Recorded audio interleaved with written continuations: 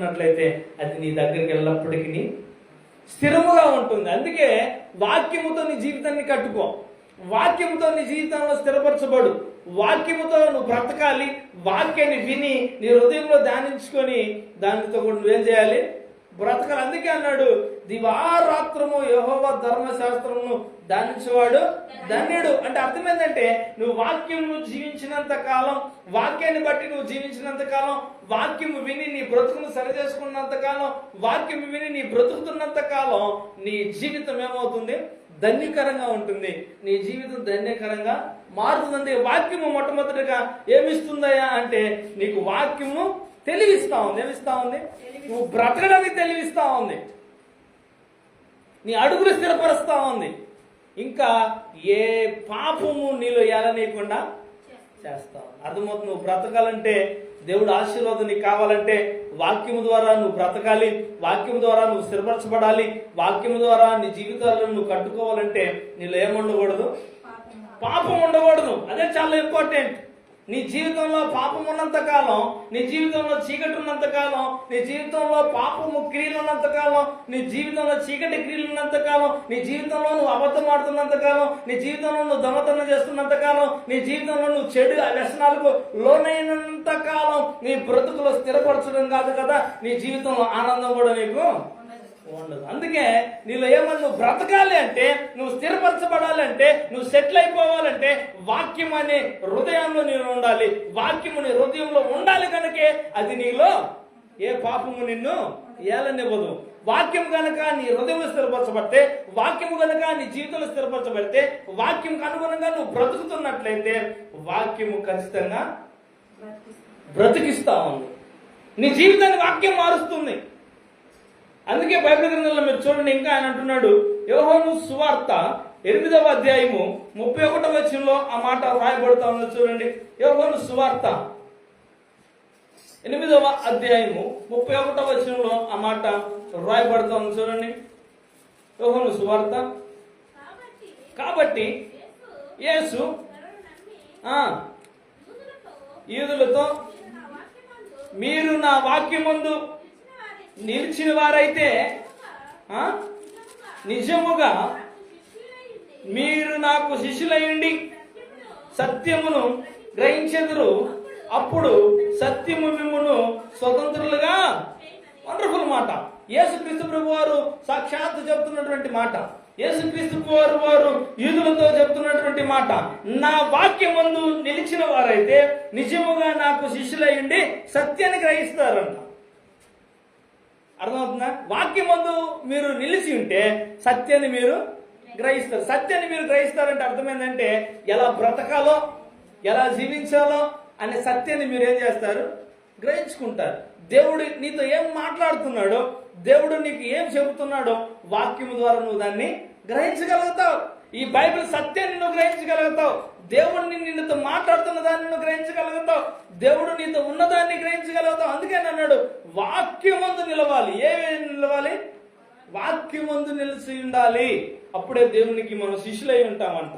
ఏమై ఉంటామంట? శిష్యులై ఉంటాం. అందుకే ప్రియమైన దేవుని సంగమా, వాక్యమందు నిలిచేవారిగా ఉండాలి. అప్పుడే జీవితాలు బాగుంటాయి, అప్పుడే కుటుంబాలు బాగుంటాయి, అప్పుడే పిల్లలు బాగుంటారు. అందుకే వాక్యంలో నిలిచే విధంగా మీ పిల్లల్ని పెంచగలగాలి. అందుకే వాక్యము మీ కుటుంబంలో ఉండాలి. అందుకే వాక్యము మీ హృదయంలో ఉండాలి. అప్పుడే దేవునికి మీరు శిష్యులుగా ఉంటారు. అందుకే ప్రియమైన దేవుని యొక్క సంగమా, శిష్యులుగా ఉండడానికి మనం ఇష్టపడాలి. అర్థమవుతుందా? అందుకే వాక్యములో మనం పెరగాలి. ఏం పెరగాలి? వాక్యములో మనం పెరగాలి. వాక్యం అనే జీవితాన్ని మనం కట్టుకొని జీవించగలగాలి. అందుకే వాక్యము విన్నవారు సత్యాన్ని గ్రహిస్తారు.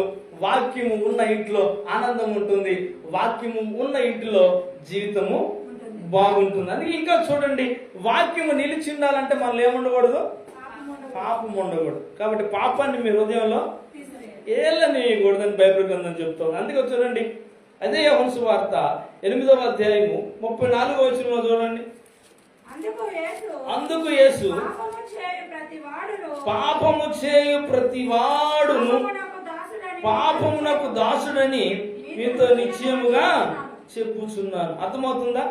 పాపం చేసే ప్రతి వాడంట ఏందంట? పాపానికి దాసుడే. ఇంకా కింద అంటున్నాడు చూడండి, దాసుడు ఎప్పుడును ఇంటిలో నివాసము చేయడు, కుమారుడు ఎల్లప్పుడూను. అది పాపానికి దాసుడైన వాడు ఎప్పుడు ఇంట్లో ఉంటాడా? ఉండడు. అర్థమవుతుందా? కానీ కుమారుడు ఎప్పుడు ఇంట్లో ఉంటాడు. ఎవరు కుమారులు? దేవుని కుమారులు ఇంట్లో ఉంటారు. పాపము లేని వారు దేవుని మందిరంలో ఉంటారు. పాపం లేని వారు దేవుని సన్నిధిలో ఉంటారు. పాపం లేని వారు మంచిని నేర్చుకుంటారు. పాపం లేని వారు మంచిగా బ్రతుకుతారు. పాపం లేని వారు ఏ అవసరత లేకుండా, ఏమి కొదువు లేకుండా బ్రతకగలుగుతారు. అలాగే పాపం చేసే వాళ్ళు చూడండి, దేవుని మందిరానికి వస్తారా? రారు. ఎందుకంటే వాళ్ళు ఏముంది? వాళ్ళు పాపానికి దాసులు. నీలో పాపం ఉన్నట్లయితే, నువ్వు పాపానికి అనుగుణంగా బ్రతుకుతున్నట్లయితే, చెడు అలవాట్లకు బానిసలే బ్రతుకుతున్నట్లయితే నువ్వు ఎన్నటికీ స్థిరపరచబడవు. నీ జీవితంలో ఎప్పుడు కూడా స్థిరపరచబడవు. నీ అడుగులు స్థిరపరచబడవు. నువ్వు పనిలో స్థిరత్వం నీకు ఉండదు. వ్యాపారంలో స్థిరత్వం నీకు ఉండదు. అభివృద్ధిలో స్థిరత్వం నీకు ఉండదు. క్షేమాభివృద్ధి నీకు స్థిరత్వం ఉండదు. ఆరోగ్యంలో నీకు స్థిరత్వంగా ఉండదు. ఎప్పుడు వ్యాధులే. అలవాట్లు ఉన్న వాళ్ళకి ఏమొస్తాయి? రోగాలు వస్తాయి. చెడు వ్యసనాల్లో ఉన్న వారికి ఏమొస్తాయి? రోగాలు వస్తాయి. నీ ఆరోగ్యం బాగుండాలంటే, నీ జీవితంలో స్థిరంగా ఉండాలంటే, ఏ పాపము నీలో, ఏ చెడు అలవాట్లు నీలో ఉండకూడదు. అందుకే యవనస్తులకి ప్రేమపూర్వకంగా తెలియజేస్తా ఉంటా, ఏ చెడు అలవాట్లకు నీ హృదయంలో చోటివ్వబాకు. ఏ చెడు వ్యసనాలకి నీ జీవితంలో చోటివ్వబాకు. పొగాకు నాలుగు కింద నువ్వు పెట్టుకుంటే దానికి ఏమవుతుంది? క్యాన్సర్ వస్తూ ఉంది. త్రాగుడు తాగినంత మాత్రం, నువ్వు త్రాగుడు తాగుతూ ఉంటే నీకు లివర్లు ఏమవుతాయి? చెడిపోతాయి. నువ్వు బీడీలు తాగినంత మాత్రం నీ పొగకి, నీ గుండెకి పొగ చుట్టుకొని నీ ఊపిరితిత్తులు పాడైపోతాయి. ఇవన్నీ కూడా నీ జీవితానికి వ్యసనంగా మారుతూ ఉన్నాయి. అందుకే అంటున్నాడు, ఏ పాపమును నీలో ఏలనీయకము అంటున్నాడు. ఏమంటున్నాడు? ఏ పాపమును నీలో ఏలనీయకూడదు. ఇది నేను చెప్పిన మాట కాదు, బైబిల్ చెప్తున్నటువంటి మాట. నీ బ్రతుకు బాగుండాలంటే, నీ జీవితం స్థిరపరచాలంటే, వాక్యం ద్వారా నీ జీవితం బాగుండాలంటే, దేవుడు నిన్ను ఆశీర్వదించాలంటే, దేవుడు నిన్ను దీవించాలని ఆశపడినట్లయితే ఏ పాపము నీలో ఉండకూడదు. ఏ చెడు అలవాట్లు నీలో ఉండకూడదు. అందుకే జీవితంలో నువ్వు ఎదగాలని నువ్వు ఆశపడితే, జీవితంలో ఒక గొప్పగా నువ్వు ఉండాలని ఆశపడితే, ఏ పాపము నీలో ఉండకూడదు. ఏ పాపము నీ జీవితంలో ఉండకూడదు. అందుకే బ్రతుకును మార్చగలిగిన దేవుడు ఆయన. మనిషి హృదయాన్ని మార్చగలిగిన దేవుడు ఆయన. నీ వ్యసనాలను మార్చగలిగిన దేవుడు ఆయన. నీ పాపాన్ని, నీ శాపాన్ని ఆశీర్వాదకరంగా మార్చగలిగిన దేవుడు ఆయన. నీ అవమానాన్ని దీవెనకరంగా మార్చగలిగిన దేవుడు ఆయన. అందుకే నీలో పాపం ఉన్నట్లయితే నీ బ్రతుకు స్థిరంగా, నీ జీవితం స్థిరంగా, నువ్వు ఎలా స్థిరపరచబడతావు? నీ జీవితం ఎలాగ స్థిరపరచబడతా ఉంది? వాక్యం ద్వారా మాత్రమే స్థిరపరచబడతా ఉంది. ఇంకా చూడండి, ఇంకా మనం మత్తయి సువార్త 7వ అధ్యాయము, మత్తయి సువార్త 7వ అధ్యాయము 13-14 వచనంలో కూడా ఆ మాట రాస్తున్నాడు. చూడండి, మత్తయి సువార్త 7వ అధ్యాయము 13-14. ఇరుకు ద్వారమున ప్రవేశించుడి, నాశనమునకు పోవు ద్వారము వెడల్పును, ఆ దారి విశాలమై ఉన్నది గాని దాని ద్వారా ప్రవేశించేవారు అనేకులు. జీవమునకు పోవు ద్వారం ఇరుకును, ఆ దారి సంకుచితమునై ఉన్నది, దానిని కనుగొని వారు. పాపము దారి అంటే చాలా విశాలం అంట. పాపము చేయడం సులభం అంట. దానిలోనికి పోయేవాళ్ళు అనేక మంది అంట. బైబిల్ గ్రంథం చెబుతోంది, మత్తయి సువార్త 7వ అధ్యాయం 13వ వచనంలో, ఇరుకు ద్వారమున ప్రవేశించుడి, నాశనమునకు పో ద్వారము చాలా వెడల్పు. నీ జీవితం నాశనం అయిపోవాలంటే నువ్వు కలిగి ఉన్న అలవాట్లు చాలా విశాలమైనవి. నువ్వు స్నేహిస్తున్నటువంటి స్నేహం, చెడు స్నేహం చాలా విశాలమైనది. నువ్వు చేస్తున్నటువంటి పాపపు క్రియలు చాలా విశాలమైనవి. కానీ ఇరుకు ద్వారం అంట, భక్తి మార్గం అంట చాలా ఇరుకైనదంట. జీవము మార్గం అంట చాలా ఇరుకైనది. ఇరుకు మార్గంలో ప్రవేశించడానికి నువ్వు ఇష్టపడాలి, విశాలమైనటువంటి మార్గంలోనికి కాదు. అర్థమైందా? ఒక వ్యక్తి అన్నాడు, త్రాగుము, తినుము, సుఖించుము అన్నాడు. ఆ మార్గం ఏ మార్గం? విశాలమైన మార్గం. ఇదంతా నీదే, ఈ సంపాదించిందంతా నీదే, ఈ రాజ్యము నీదే, ఈ వైభోగము నీదే అని ఒక రాజు అనుకున్నాడు. రాత్రే ప్రభు ప్రత్యక్షమై నీ ప్రాణం ఈరోజు తీసుకుంటే ఇవన్నీ ఎవరే అవుతాయో. అవునండి, విశాల మార్గం అనేది ఇది చాలా విశాలంగా ఉంటుంది. పాపం చేసే ప్రతి వాడు చాలా విశాలంగా ఉన్నాడు అనుకుంటాడు. కానీ బైబిల్ గ్రంథం చెప్తా ఉంది, జీవ మార్గం ఇరుకంట, భక్తి మార్గం ఇరుకైన మార్గం. దాన్ని ఎంచుకున్న వారే జీవంలో బ్రతుకుగలుగుతారు, దాన్ని ఎంచుకున్న వారే వాక్యానికిలో స్థిరపరచబడతారు, లేని వారు స్థిరపరచబడరు. అర్థమవుతుందా? అడుగులు స్థిరపరచబడాలంటే, జీవితం స్థిరపరచబడాలంటే పాపము నీలో ఏ విశాల మార్గాన్ని నువ్వు కోరుకున్నావో జాగ్రత్త సుమా. ఏ విశాలమైనటువంటి మార్గంలో నువ్వు ప్రయాణిస్తున్నావేమో జాగ్రత్త సుమా. నీ జీవితం బాగుండాలంటే, నీ జీవితం బాగుపడాలంటే ఇరుకు మార్గాన్ని కోరుకో, భక్తి మార్గాన్ని కోరుకో. అప్పుడే దేవుడు నిన్ను ఆశీర్వదిస్తాడు, అప్పుడే నిన్ను దీవిస్తాడు. వాక్యమును బట్టి నువ్వు బ్రతకాలి, వాక్యమును బట్టి నువ్వు జీవించాలి. అర్థమవుతుంది? అందుకే నీ బ్రతుకులో వాక్యానికి మాత్రమే నువ్వు చోటు ఇవ్వాలి. కానీ చెడు వ్యసనాలకి, పాపానికి నువ్వు జీవించినంత కాలం నీ జీవితము ఆశీర్వాదకరంగా ఉండదు. ఇంకా చూడండి, బైబిల్ గ్రంథంలో దేవుని వాక్యం చెప్తా ఉంది. రోమపత్రిక 6వ అధ్యాయము 16వ వచనం చూడండి. రోమపత్రిక పరిశుద్ధ గ్రంథంలో నుంచి రోమపత్రిక 6వ అధ్యాయము 16వ వచనం.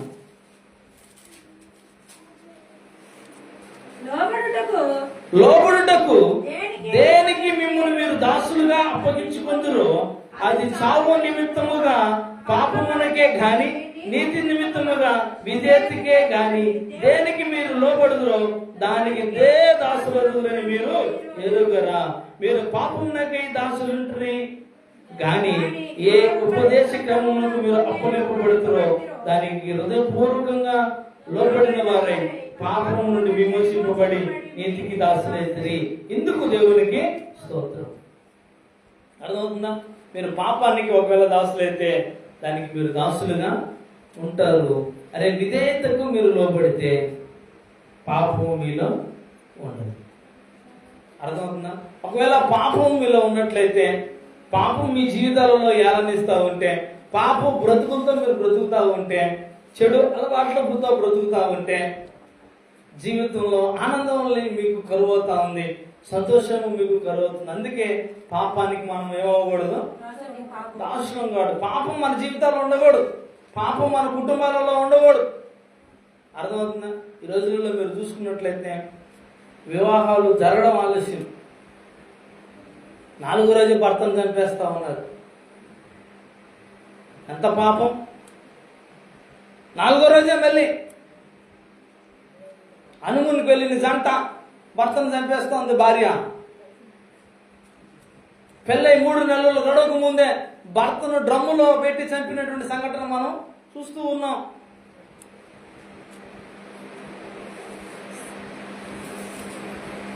ఇంకొక కూడా పేపర్లో చూస్తూ ఉన్నాం. పెళ్ళై 3 నెలలు గడవక ముందే అక్రమ సంబంధాలు పెట్టుకొని భర్తను ఏం చేస్తా ఉంది, రౌడీలకి సుపారీ ఇచ్చి 20 లక్షలకి 25 లక్షలకి భర్తను ఏం చేస్తా ఉంది, చంపేస్తాం. ఎలాంటి లోకంలో మనం ఉన్నామో చూడండి, ఎలాంటి పరిస్థితులలో మనం ఉన్నామో చూడండి. వివాహ బంధము పవిత్రమైనది, వివాహము అన్ని విషయాలలో ఘనమైనది, వివాహము అన్ని విషయాలలో పరిశుద్ధమైనది. కానీ జీవితాలలో ఏముంది? పాపం. పాపం. ప్రియమైన దేవుని యొక్క సంగమా, జాగ్రత్త. ఏ పాపం నీ కుటుంబాన్ని జీలుస్తా ఉంది, ఏ పాపం నీ కుటుంబాలను ఆశీర్వాదం లేకుండా చేస్తా ఉంది, ఏ పాపం దేవుని అనుగ్రహత లేకుండా చేస్తా ఉంది, ఏ పాపం నీ బ్రతుకులో సంతోషం లేకుండా చేస్తా ఉంది, ఏ పాపం నీ జీవితాన్ని ఏలనీయకుండా చేస్తా ఉంది, నిన్ను స్థిరపరచబడనీయకుండా చేస్తా ఉంది, ఏ పాపం నిన్ను ఆశీర్వాదకరంగా ఉండనీయకుండా చేస్తా ఉందో ఆలోచించు. పాపానికి లోనై, పాపానికి దాసురాలవై, పాపానికి స్థిరపరచబడి పాపంలో ఉండి కోరికలు పెంచుకుంటూ, కోరికలు ఇబ్బందికరంగా చేసుకుంటూ, కోరికలు పెంచుకుంటూ ఏదో ప్రాకులాడుతూ ఏదో ఆనందం కోసం ప్రాకులాడుతూ జీవితాలను పోగొట్టుకోవద్దు. ఏమనుకుంది ఆ సహోదరి? బాగుంటుంది నా లైఫ్ అనుకుంది. భర్తను చంపితే కటకల పాల్పడి జైల్లో కూర్చొని ఉంది. ఆ సహోదరు అనుకుంది, నా భర్తను ఎవరికి తెలియకుండా మాట వేస్తే, చంపేస్తే నా జీవితం బాగుంటుంది అనుకుంది. కానీ చిన్న పాపం పట్టిస్తుంది అంట. పాపం ఏం చేస్తుంది? పట్టిస్తుంది. ఎప్పటికైనా పట్టించింది. ఈరోజు జైల్లో అవమానకరంగా బ్రతుకుతుంది. నీ ముఖంలో ఆనందం చూడాలి, నీ ముఖంలో సంతోషం చూడాలి, నలుగురు నీ ముఖంలో దేవుని యొక్క ప్రసన్నత చూడాలి. అందుకంటే నీ సేవకుని ముఖ కాదు ప్రకాశింపజేయి. ఆరాధిస్తున్న మన బ్రతుకులలో ఏముండాలి? ప్రకాశం ఉండాలి. పాపం కాదు ఉండాల్సిన ప్రకాశం. దేవుని యొక్క వెలుగు మన హృదయాల్లో ప్రకాశించాలి. వాక్యములో నువ్వు ఉన్నట్లయితే నీళ్ళ పాపాన్ని ఎలా నీవు. ప్రియ సహోదరి, ఏ పాపం నీ బ్రతుకు నాశనం చేస్తుందో గుర్తుపెట్టుకో. ఆ పాపం నీ జీవితంలో, నీ హృదయంలో చోటు ఇవ్వబాకు. నీ కుటుంబంలో చోటు ఇవ్వబాకు. నీ పరిశుద్ధతను కాపాడుకో, నీ జీవితాన్ని కాపాడుకో. అదే ఆ వాక్యమే నిన్నేం చేస్తుంది? నిలబెడుతుంది. మంచి లైఫ్ ఇస్తుంది, మంచి జీవితాన్ని ఇస్తుంది, నీ బ్రతుకును మారుస్తుంది. ఉదాహరణ చెప్తా. మంచి జీవితంలో జీవిస్తుంటే ఓర్వ లేని వాళ్ళు ఉంటారు. కానీ వాక్యానికి లోబడి నీ జీవితాన్ని ఏం చేయి? కట్టుకో. పాపం మాత్రం నువ్వు దాసుడిగా ఉండలేవు. పాపానికి దాసురాలు అయితే నీకు వచ్చేది ఏంటో తెలుసా? మరణం. పాపం వల్ల వచ్చు జీతము మరణం. కానీ క్రీస్తుని నమ్మిన వాడు, వాక్యాన్ని బట్టి జీవిస్తున్నవాడు మరణాన్ని జయించగలిగినటువంటి కృప కలిగి ఉంటాడు. మరణం వానిలో ఏలనివ్వదు. మరణ భయం వాడికి ఉండదు. వాక్యం ఎప్పుడైతే హృదయంలో ఉంటుందో, వాక్యం ఎప్పుడైతే అనుగుణంగా జీవిస్తూ ఉంటాడో, ఎప్పుడైతే వాక్యం నిలబడి బ్రతుకుతూ ఉంటాడో, ఎప్పుడైతే వాక్యం దేవుడు మాటను బట్టి బ్రతుకుతూ ఉంటాడో, వారిలో మరణ భయము గాని, మరణం కూర్చుని చింత గాని, ఏమి తిందుమా, ఏమి కట్టుకుందామా అని చింత ఉండదంట.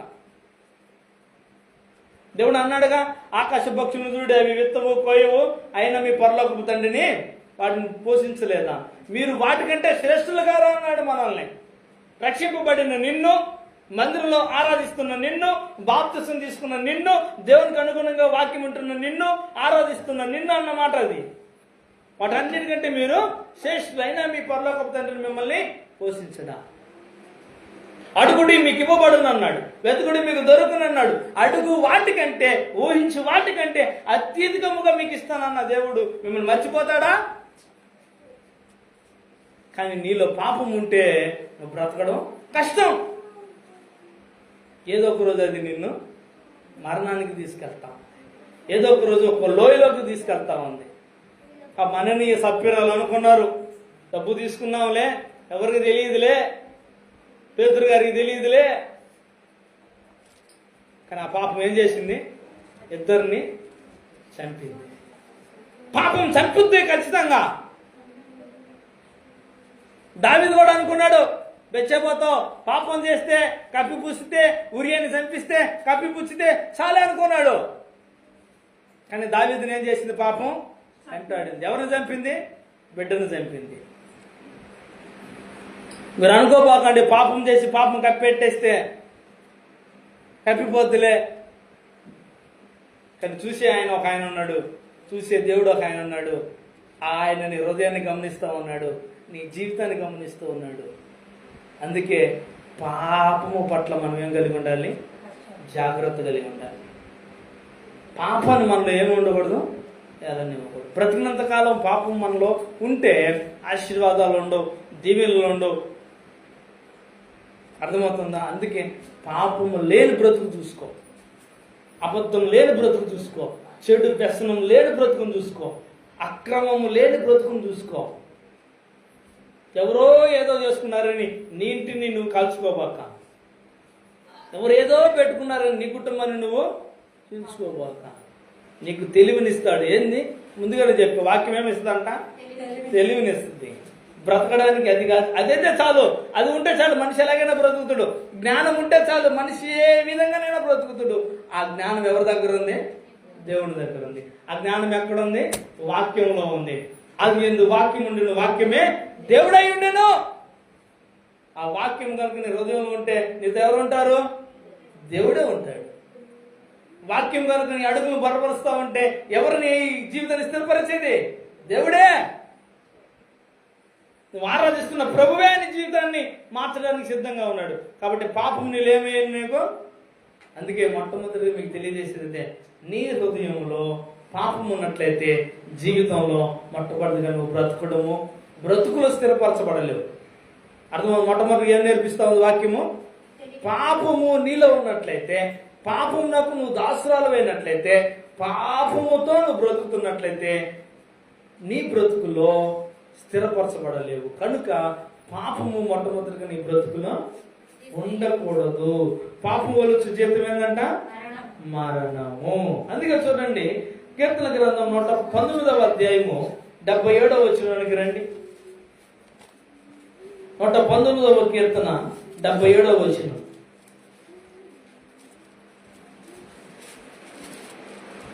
నీ ధర్మశాస్త్రము నాకు సంతోషకరము, నేను బ్రతుకున్నట్లు నీ కరుణా కటాక్షము నాకు.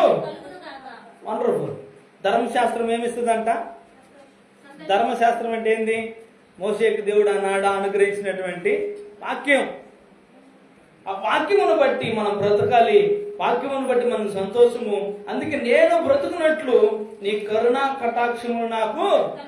దేనిని బట్టి? వాక్యాన్ని బట్టి కరుణం కలుగుతుంది, వాక్యాన్ని బట్టి సంతోషం కలుగుతుంది, వాక్యమును బట్టి దీవెన కలుగుతుంది, వాక్యాన్ని బట్టే ఏదైనా కలుగుతుంది. అర్థమవుతుందా? అందుకే వాక్యాన్ని బట్టి మనం ఏం చేయాలా? బ్రతకడం నేర్చుకోవాలా, జీవించడం నేర్చుకోవాలా, స్థిరపరచబడడం నేర్చుకోవాలా, సెటిల్ అయిపోవడం నేర్చుకోవాలా. దేవుడిచ్చిన జ్ఞానముతో, దేవుడిచ్చిన తెలివితో దేవుడు బ్రతుకుడు నేర్పిస్తున్నప్పుడు, దేవుడు జీవించడం నేర్పిస్తున్నప్పుడు, పాపానికి మన జీవితంలో తోడివ్వకుండా, పాపానికి మన జీవితంలో చోటివ్వకుండా వాక్యాన్ని బట్టి సంతోషిస్తూ బ్రతకాలి అన్నది దేవుడు కోరుకుంటూ ఉన్నాడు. అర్థమవుతుందా? అందుకే వాక్యం ద్వారా బ్రతకాలి, వాక్యము ద్వారానే మనం జీవితంలో ఉండాలి. అందుకే వాక్యం ఏంటంట?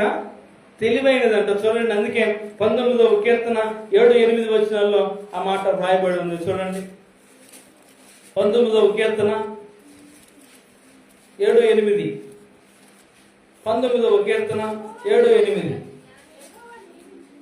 యెహోవా నియమించిన ధర్మశాస్త్రము యథార్థమైనది, అది ప్రాణమును తెప్పరిల్లజేయును. యెహోవా శాసనము నమ్మదగినది, అది బుద్ధిహీనులకు జ్ఞానము పుట్టించును. యెహోవా ఉపదేశములు నిర్దోషమైనవి, అవి హృదయమును. ఇంకా యెహోవా ఏర్పరిచిన ధర్మము నిర్మలమైనది, అది కన్నులకు. వండర్ఫుల్. అర్థమవుతుందా? ఎలా బ్రతకాలో, ఎలా నేర్పించాలో ఇచ్చేది ఏంటంట? వాక్యం. బుద్ధిహీనులకు ఏం పుట్టిస్తుందంట? జ్ఞానాన్ని. బుద్ధిహీనులకు జ్ఞానం పుట్టించేది వాక్యం. నీ ప్రాణమునకు తప్పరల చేసేదేది వాక్యం. నీ హృదయాన్ని సంతోషపరిచేదేది వాక్యం. ఉపదేశములు ఏందంట? నిర్దోషమైనవి. దేవుని వాక్యం ఏందంట? కల్మషం లేనిది, నిర్దోషమైనది. నీకు నిర్దోషత్వంలో నీకు తీసుకెళ్లేదే వాక్యము? దేవుని వాక్యము. ఇంకా చూడండి, నేను అంటున్నాడు, యెహోవా ఏర్పరిచిన ధర్మము నిర్మలమైనది, అది కన్నులకు. వండర్ఫుల్. ఇంకా నీ మార్గాలకి త్రోవను చూపేది వాక్యం. అర్థమవుతుందా? నీ కన్నులకు ఎలా నడవాలో, నీ కన్నులకు ఎలా జీవించాలో, నీ కన్నులు ఏది చూడాలో అది నీకు నేర్పించేదే వాక్యం. అర్థమవుతుందా? అందుకే దేవుని వాక్యం ద్వారా నీ కన్నులు తెరవబడవాలి. దేవుని వాక్యము నీకు కంటి చూపును ప్రసాదించాలి. అంటే అర్థం ఏంటంటే, ఎలా బ్రతకాలో, ఎలా పని చేయాలో, ఎలా చూపునివ్వాలో, ఎలా నడవాలో, ఏది చూడాలో, ఏది ఇవ్వాలో కూడా నేర్పించేదే దేవుని వాక్యం. అందుకే చూడండి, ఇంకా మనం ముందుకు సాగిపోతే యోహాను సువార్త 15వ అధ్యాయము 3వ వచనంలో ఆ మాట రాయబడతా ఉంది. చూడండి, యోహాను సువార్త 3వ అధ్యాయము 15వ అధ్యాయము 3వ వచనం. నేను మీతో చెప్పిన మాటను బట్టి మీరు ఇప్పుడు పవిత్రులై ఉన్నారు. నా యందు నిలిచియుండుడి, మీ యందు నేనును నిలిచియుందును. తీగ ద్రాక్షవల్లిలో నిలిచి ఉంటే గాని తనంతట ఎలాగ ఫలింపదో, నా యందు నిలిచి ఉంటే గాని మీరును దేని యందు నిలిచి ఉండాలంట? దేవుని యందు నిలిచి ఉంటేనే మనం ఫలిస్తాం. అర్థమైందా? వాక్యం యందు నిలిచి ఉంటేనే ఫలింపులోనికి వస్తాం. ఇప్పుడు అర్థమైందా? ఎలా జీవితంలో స్థిరపరచబడతామో, ఎలా జీవితంలో ఉంటామో, ఎలా పైకి వస్తామంటే తీగ ద్రాక్ష తీగని మీరు చూడండి ఎలా ఉంటుంది, అల్లుకొని ఉంటుంది. దొండకాయ తీగని చూడండి, అల్లుకొని ఉంటుంది. వేరైతే ఏమవుతుంది? ఎండిపోతుంది. ఏరులో కట్టైన ఒక ఏరుని మీరు చూస్తే అది అల్లుకొని ఫలిస్తుందా? ఆ ఏరులో ఉంటేనే అది కాపు కాస్తుంది. ద్రాక్ష అయినా దొండకాయ అయినా ఆ ఏరులోనే ఉంటేనే అది ఫలింపు వస్తుంది. అది లేదు, నా ఇష్టం, నా బ్రతుకు, నా జీవితం, నా పని, నా లైఫ్, నా ఇష్టం అని అనుకుంటే నేను తనీకి వెళ్తాను, నేను దేవుల్లో ఉండను, నేను తనీగా నా జీవితం నేను చూసుకుంటాను, నా బ్రతుకుని నేను చూసుకుంటాను అంటే ఆ ఏరును కట్ చేస్తే ఫలిస్తుందా? ఎండిపోద్ది. నీ బ్రతుకు ఎండిపోద్ది, నీ జీవితం ఎండిపోద్ది. అర్థమవుతుందా? అందుకే ఏరులో ఉండడానికి ఇష్టపడాలి. ఆ ఏరులో ఉండడానికి ఇష్టపడిన వారు నేను మొట్టమొదటిగా చెప్పానా? ఆగరు దేవుని యొక్క ఏరులో ఉండడానికి ఇష్టపడింది. కట్టుకున్న భర్తే త్రోసేసిన, నమ్ముకున్న యజమానురాలు త్రోసేసిన, అబ్రహాము దేవా, ఇసాకుల దేవా, యాకోబుల దేవా, అబ్రాహామును ఆశీర్వదించిన దేవా నన్ను ఆశీర్వదించు, నా బిడ్డనికి జీవితాన్ని ఇవ్వు, నా బిడ్డను బ్రతికించు అని ప్రార్థన చేసింది. కానీ ఆ ఏరులో ఆగరు ఉండడం బట్టి ఆశీర్వదించుకోబడ్డాడు ఇస్మాయిలు. ద్రాక్షవల్లిలో నువ్వు ఉన్నట్లయితే, ద్రాక్షవల్లి ఎవరు? అర్థమవుతుందా? అందుకే నిజమైన ద్రాక్షవల్లి నువ్వు ఉన్నట్లయితే నువ్వు జీవితంలో ఫలింపులోనికి వస్తావు. ఈ జీవితం అభివృద్ధికరంగా ఉంటుంది. అందుకే వాక్యమును బట్టి జీవితంలో స్థిరపరచబడడం నేర్చుకోవాలి. వాక్యమై ఉన్న దేవునిలో ఉండి ఫలించడం నేర్చుకోవాలి. దేవుని వాక్యము వింటూ హృదయంలో పదిలపరుచుకొని పాపాన్ని మనలో ఉండలేకుండా జీవితంలో అభివృద్ధిలోనికి రావాలి. చాలా మంది అనుకుంటారు లక్షలు సంపాదిస్తే స్థిరపరచబడతాం అనుకుంటారు, బంగ్లాలు కట్టుకుంటే స్థిరపరచబడాలనుకుంటారు, అప్పులు చేసి స్థిరపరచబడాలనుకుంటారు, బ్యాంకు దోపిడీలు చేసి స్థిరపరచబడాలంటారు, ఒక్కసారైనా జీవితంలో సెటిల్ అయిపోవాలి అని అనుకుంటారు. కానీ ఎన్నటికి కుదరన పని. ఎందుకంటే వారు దేంట్లో లేరు? వాక్యంలో లేరు. మీరు గమనించి చూడండి, వాక్యంలో ఉన్న జీవితాలు ఒక వెలిగాయి. దైవజనులు యేసన్న గారిని మీరు జ్ఞాపకం చేసుకుంటే వాక్యంలో నిలబడి వెలుగుతూ ఉన్నారు. దైవజనులు డిజిఎస్ దినకరయ్య గారిని మీరు చూసుకుంటే వాక్యం నుండి ఒక వెలిగారు. అర్థమైందా? వాక్యాన్ని నమ్మారు, వాక్యాన్ని అనుసరించి నడుచుకున్నారు. దైవజనులు ఆచార్య ఆర్ఆర్కే మూర్తి గారు రేడియో ప్రసంగాలలో మీరు అప్పుడప్పుడు ప్రియ శ్రోతలారా అని వాక్యం వింటూ ఉంటారు కదా. ఒక బ్రాహ్మణ కుటుంబంలో పుట్టి పూజలు, పురస్కారాలు, నోములు ఎన్నో చేసి, రామకోటి రాసి, వేదాలు రాసి, భగవద్గీత చదివి ఇన్ని చేసి దేవుని వాక్యాన్ని నమ్మాడు, రక్షణ పొందాడు, వాక్యం బట్టి నిలిచున్నాడు. కనుక ఆచార్య ఆర్ఆర్కే మూర్తి గారు దైవజనులు ఒక వెలిగారు. అనేక మందిని వెలిగించగలిగారు. దేని ద్వారా? వాక్యం ద్వారా. అందుకే ఆ వాక్యమే మన జీవితానికి దీపం అంట.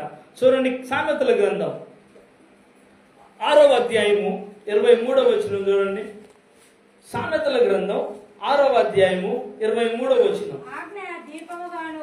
ఆజ్ఞ దీపముగాను ఉపదేశము వెలుగుగాను ఉండును, శిక్షార్థకమైన గద్దింపులు జీవ మార్గము. చాలు. క్రీస్తునందు ప్రియమైన దేవుని యొక్క సంగమా, దేవుని యొక్క ఆజ్ఞ అంట నీకు దీపముగా ఉంటుందంట. దేవుని యొక్క ఉపదేశము నీకు వెలుగుగా ఉంటుందంట. శిక్షార్థములు గద్దింపులు నీకు జీవమార్గం. అమ్మా నువ్వు పాపం చేస్తున్నావు మార్చుకోమా అంటే అవి నీకేం చేస్తాయి? జీవ మార్గాన్ని ఇస్తాయి. నా తప్పు నువ్వు బయట పెడతావా? నువ్వు చేయలే పాపం, నువ్వు చేయలే పాపం, మీ ఆయన చేయలే పాపం, మీ చెల్లెలు చేయలే పాపం అని నువ్వు ఎదురు తిరిగి మాట్లాడితే నీకు జీవితానికి వెలుగు. మనలో ఉన్న మన క్రైస్తవ సంఘాల్లో ఉన్నది ఏంటంటే, అమ్మ తప్పంటే ఒప్పుకో, నువ్వు చేస్తున్నది తప్పు, నువ్వు మాట్లాడతా. నేనైనా మాట్లాడేది? నీ తమ్ముడు మాట్లాడాలా? నేనైనా మాట్లాడేది? ఇంట్లో అందరు మాట్లాడాలా? ఎదుటి వారితో నీకెందుకు? దేవుడు అంటున్నమాట అది. చూడండి, శిక్షార్థమైన గద్దింపులు ఏందంట? జీవ మార్గములు అంట. నీకు దీపం. అందుకే గత ఆదివారం చెప్పా, దేవుడు శిక్షిస్తున్నప్పుడు నీకు మేలుకరంగా ఉంటుంది. యోబు శిక్ష అనుభవించాడు, 2 దీవెన పొందుకున్నాడు. అందుకే గద్దింపుకు లోబడితే, దేవుని వాక్యానికి లోబడితే నీకు జీవ మార్గాలు. నీకేందంట? దీపం. నీ బ్రతుకుకు ఒక దీపం, నీ జీవితానికి ఒక దీపం. అందుకే ఆయన అంటున్నాడు చూడండి, కీర్తనల గ్రంథం 119వ కీర్తన 105వ వచనం చూడండి. 119వ కీర్తన 105వ వచనం. నీ వాక్యము నా పాదములకు దీపమును, నా త్రోవకు వెలుగై. అర్థమవుతుందా? దేవుని వాక్యము నీ పాదాలకి దీపం. దేవుని వాక్యము నీ త్రోవకు ఒక వెలుగు. అంటే నీ జీవితానికి ఒక వెలుగు. చెడు మార్గాల గుండా వెళ్లకుండా, చెడు వ్యసనాల గుండా వెళ్లకుండా వాక్యం నిన్నేం చేస్తుంది? అడ్డగిస్తుంది. ఇంకా నువ్వు చూసుకున్నట్లయితే నీ త్రోవకు వెలుగు.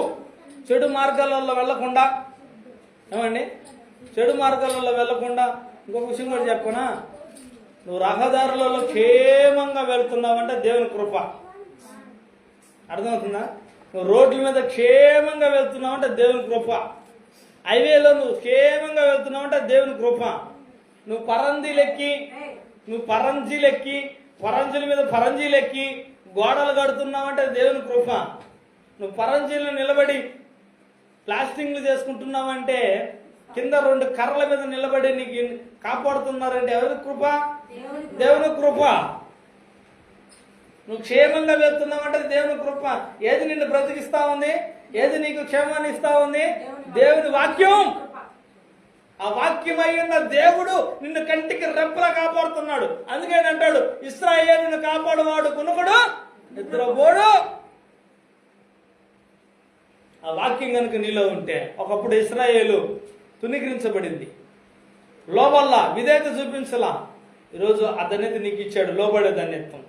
విధేయత చూపించగలిగి, నువ్వు దేవునికి విధేయత చూపించి బ్రతకగలిగితే, నువ్వు దేవునికి విధేయతగా నడుచుకోగలిగితే నీ జీవితం ఆనందదాయకంగా మార్చడానికి నా ప్రభు సిద్ధంగా ఉన్నాడు. నీ బ్రతుకును మార్చడానికి సిద్ధంగా ఉన్నాడు. నువ్వు పడుతున్న స్థితిని మార్చడానికి సిద్ధంగా ఉన్నాడు. నీ అప్పులు తీర్చడానికి సిద్ధంగా ఉన్నాడు. ఎప్పుడు? నీకు తెలివి ఇస్తే నీ అప్పులు నువ్వు తీర్చుకోలేవా? వాక్యం అనే తెలివి నీలో ఉంటే నీ అప్పులు నువ్వు తీర్చుకునే శక్తి ఇవ్వడా? ఇంకెందుకు కృంగిపోతావు? ఇంకెందుకు దిగులు పడతావు? ఇంకెందుకు వేదన పడతావు? దావీదు అందే అన్నాడు 119వ కీర్తనలో. ఏమన్నాడు చూడమ్మా, 136 చివరి వచ్చిన ఏమన్నాడు ఆయన? 136లో, నా జనులు నీ ధర్మశాస్త్రం అనుసరించకపోయినందున నా కన్నీరు ఏరులై. ఎందుకు దావీదు అంగలారుస్తున్నాడు? దావీదు ఎందుకు ఏడుస్తున్నాడు? దావీదు ఎందుకు ఏడుస్తున్నాడంటే, వాక్యాన్ని వినలేని ప్రజలు అయ్యారు ఇశ్రాయేలు ప్రజలు. వాక్యాన్ని వినని ప్రజలయ్యారు, ఆనందాన్ని వినని ప్రజలయ్యారు, దేవుని సంతోషాన్ని చూడని ప్రజలయ్యారు ఇశ్రాయేలు ప్రజలు. నా జనాంగమా, నువ్వు కూడా అదే పరిస్థితిలో ఉన్నట్లయితే, వాక్యాన్ని వినకుండా ఆనందాన్ని నీ బ్రతుకులో లేనట్లయితే, దావీదు అంగలారుస్తున్నాడు, అయ్యా నీ ప్రజలు వాక్యానికి లోబల్లా, ధర్మశాస్త్రానికి లోబల్లా, అనుసరించలా. ఏం అనుసరించలేదు? వాక్యాన్ని అనుసరించి నడుచుకోవాలా. అందుకే కన్నీరు గారుస్తా ఉన్నాడు. ఏం గారుస్తా ఉన్నాడు? కన్నీరు గారుస్తా ఉన్నాడు. ప్రియమైన దేవుని సంగమా, నువ్వు బ్రతకాలంటే అందుకే వాక్యాన్ని ఎవరైతే అనుసరించారో వారికి మిగిలేది చివరికి కన్నీరే. అర్థమవుతుందా? పాల వంటిది జుంటె తేనె వంటిది నా జీవకు మధురమైనది. పాల వంటిది జుంటె తేనె వంటిది నా జీవకు మధురమైనది. మేలిమి బంగారు కన్న పొన్నైనది, మేలిమి బంగారు కన్న రత్నరాసుల కన్నా కోరదగినది, రత్నరాసుల కన్నా కోరదగినది. నీ వాక్యమే నన్ను బ్రతికించెను, బాధలలో మదిలించెను. నీ వాక్యమే నన్ను బ్రతికించెను, బాధలలో. నీ బాధలో నీకు నెమ్మదినిచ్చేది వాక్యం, నీ బాధలో నీకు కన్నీరు తుడిచేది వాక్యం, నిన్ను బ్రతికించేది, నీకు జీవాన్ని ఇచ్చేది వాక్యమే. ఆఖరికి నిన్ను రక్షించేది కూడా వాక్యమే. చూద్దాం చివరిగా యాకోబు పత్రిక 1వ అధ్యాయము 21వ వచనాన్ని చూడండి. చివరిగా యాకోబు పత్రిక 1వ అధ్యాయం 21వ వచనం. 1:21. అందుచేత సమస్త కల్మషమును దుష్టత్వమును మాని లోపల నాటబడి నీ ఆత్మను రక్షించుటకు శక్తిగల వాక్యమును సాత్వికముతో ఏం అంగీకరించాలంట? శక్తిగల సమస్త కల్మషమును విర్రవీగుచున్న దుష్టత్వం మాని లోపల నాటబడిన మీ ఆత్మలను రక్షించుటకు శక్తిగల వాక్యమును మనం ఏం చేయాలంట? సాత్వికముతో. అర్థమవుతుందా? లోపల ఉన్న దుష్టత్వాన్ని కడిగేసుకొని, లోపల ఉన్న సమస్త కల్మషమును కడిగేసుకొని విర్రవీగుతున్నటువంటి దుష్ట గుణం నుండి మాని. అందుకే కొంతమంది విర్రవీగుతారండి, విర్రవీగుతారు. దేవునికి భయపడరు. ఉన్న డబ్బును బట్టో, అంద సందాలను బట్టో, కలిగి ఉన్నటువంటి దానును బట్టో, గ్రామంలో ఉన్నటువంటి పలుకుబడిని బట్టో విర్రవీగుతుంటారు కొంతమంది జనం. దేవుడు అంటున్నాడు, ఆ విర్రవీగతన మాను. నాశనమునకు ముందే నడుస్తుందంట, గర్వం నడుస్తుందంట. నువ్వు నాశనం అయిపోతున్నావంటే నీళ్ళు ఏముంది? గర్వం ఉంది.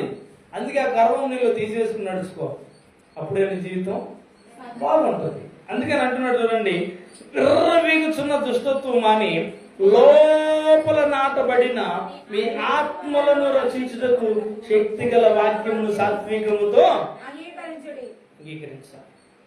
వాక్యాన్ని అంగీకరించడం నేర్చుకో, వాక్యానికి అనుగుణంగా బ్రతకడం నేర్చుకో. నీ జీవితాన్ని మార్చకపోతే అప్పుడు అడుగు. విర్రవీగే గుణం మానో, విర్రవీగే తత్వం మానో, గర్వం తీసేసుకో. విధేయతతో దేవుని దగ్గరికి రా. రక్షించుటకు శక్తి కలిగినది వాక్యం. నీ స్థితిగతులను మార్చేది వాక్యం, నీకున్న పరిస్థితులను మార్చేది దేవుని వాక్యం. ఆ వాక్యాన్ని నమ్మిన ఎందరో బ్రతుకులను మార్చింది వాక్యం. పాపము నుండి, మరణం నుండి తప్పించింది వాక్యం. నా స్థితిని మార్చింది కూడా వాక్యమే. మనందరి బ్రతుకులను కూడా మార్చింది వాక్యమే.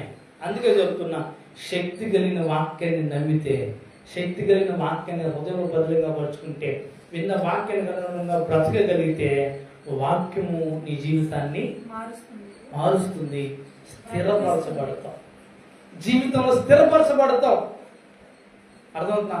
ఆ స్థిరపరచబడిన నిన్ను పరలోకానికి వాక్యం నిన్ను తీసుకెళ్తుంది. అందుకే లోపల ఉన్న ఆత్మను బట్టి నువ్వేం చేయాలా? సంతోషించాలి. లోపల ఉన్న ఆత్మకు రక్షణ కావాలి. ఆ లోపల ఉన్న ఆత్మను రక్షించేది వాక్యమే. అంటే స్థితిగతులు మార్చేది వాక్యమే. కాబట్టి ఆ వాక్యాన్ని నువ్వు అనుసరించి నడుచుకో. గద్దించినప్పుడు తిరస్కరించబాక. యోబు తిరస్కరించాడా? తిరస్కరించలేదు, స్వీకరించాడు. శ్రమ పెడుతున్నప్పుడు దేవుడు ఇచ్చిన దేవుని నామానికి మహిమ కలుగును గాక. ఎంత శ్రమ పెట్టినా ఊపిరి నాకు దేవుడే ఊపిరి అయి ఉన్నాడు అన్నాడు యోబు. నా శ్వాస నా నిశ్వాస దేవుడే అన్నాడు, నా ఊపిరి దేవుడే అన్నాడు. బ్రతికాడు. ఆ చెట్టు కింద కూకొని గీక్కుంటా బ్రతికాడు. శ్రమలో బ్రతకడం నేర్చుకున్నాడు, వేదనలో బ్రతకడం నేర్చుకున్నాడు, కన్నీరులో బ్రతకడం నేర్చుకున్నాడు యోబు.